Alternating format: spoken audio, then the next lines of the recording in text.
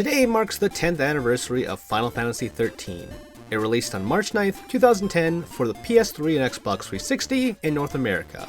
For clarification, this was a few months after the original debut in Japan the previous December. Also, as a side note, before I begin this retrospective, I'm just going to talk about the initial game, not the sequels or spin-offs. Anyway, I can distinctly remember the night I brought it home. Spring break was just about to happen, and I was mostly done with my studies for pre-break tests. I went to Walmart for the midnight opening, got the game on PS3, a pack of fudge Oreos, and went to town. Overall, my thoughts were positive. I agreed with most reviews in that it took a while to get going, but I forgave it because everything was new to me, and I had been waiting for Final Fantasy XIII for years. In my mind, it just had to be good no matter what anyone else had to say. That said, I haven't touched it since 2010 and haven't even thought about it since, which is odd because up to this point, I played most games in this series multiple times over. That was before college, when I had more time though. Was that the reason why I never replayed it? I went back to it for this retrospective for the first time in 10 years in the hopes of answering that question. I replayed it on the Xbox One via the backwards compatibility program, which made the game look great. Even on the original hardware, it still looks good, but the improved power of the Xbox One smoothed some of the kinks out, like the load times. The music was just as good as I remembered it, and the battle system, while different, was interesting to get back into. That's where the positives stop, so let's break down exactly what makes this game so frustrating. Of the 6 playable characters, only 2 of them are cool, Fang and Saz. Fang has it together and knows exactly what she's about, and Saz is a dad trying to keep his cool for his son. Both of them act like adults who weigh the actions presented to them realistically, or at least realistic enough.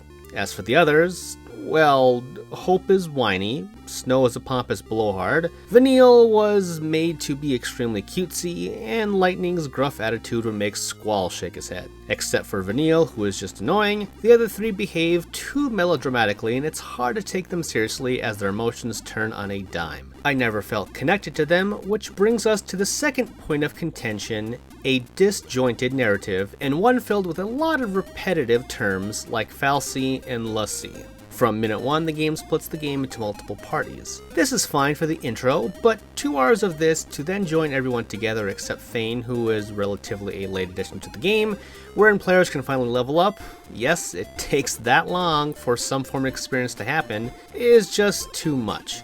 Even at this point, you can't choose the squad leader or who is even in the party. After a brief time with them, the gang splits up again and further splits up even more as the game progresses, usually in teams of 2. Because these parties only consist of 2 characters, it was hard for the narrative to move forward as there wasn't much to bounce off of. Story aside, the battle system was hard to balance as it continuously shifted what players were capable of doing in battle since only certain characters could perform certain jobs, thus limiting actions. On top of that, the level up system, the Crystarium, was gated. This meant that players could grind in an area, get enough points to max out the grid, which honestly doesn't take that long, and is then stuck at that power level until the game progresses further in the story, usually after a boss fight, which then increases the Crystarium. However, also at this point, the perspective changes yet again. This all leads to about the 20-hour mark when the game finally opens up. You get all your party members together and can play around with the tools to your liking. The game even literally opens up to a vast world to explore, and there's side quests and all that fun stuff. Playing the game again was exhausting. I never felt like I had any kind of grasp on what I could do. Again, I think it looks and sounds good, and the battle system was a cool blend of the gambit mechanic from Final Fantasy XII with more traditional turn-based tactics, albeit sped up. It was more challenging, that's for sure, but I liked playing around with it. It just took so long to open up, and there isn't much redeeming about the story the second time through. Of the main series, it is the worst of the bunch by far. I do not fault Square Enix for wanting to try something new, that's what the series is all about.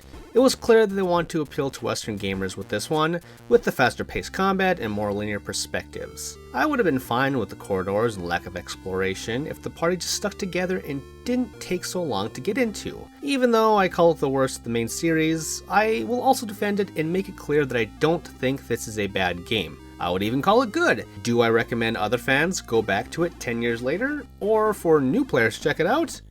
Absolutely not. Final Fantasy XIII is a game of a certain era.